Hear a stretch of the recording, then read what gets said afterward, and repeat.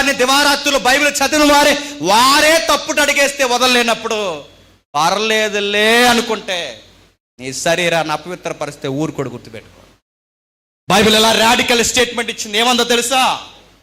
ఇదిగో మీ దేహము దేవుడు అనుగ్రహించిన దేవాలయం అన్నాడు. ఇది దేవునికి దేవాలయం.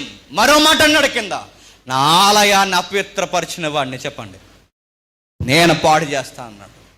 మద్యం చేత కానీ మత్తు చేత కానీ ఇలాంటి శృంగార బౌండరీలు దాటి ఇలాంటి అపవిత్రత చేత కానీ ఏదైనా దేహాన్ని అపవిత్ర పరిస్తే దేవుడు అన్నాడు, నా ఆలయాన్ని పాడు చేసిన వాడిని చెప్పండి నేను పాడు చేస్తా, చర్యలు తీసుకుంటానన్నాడు, జడ్జిమెంట్ చేస్తాన్నాడు, ఊరుకోనన్నాడు.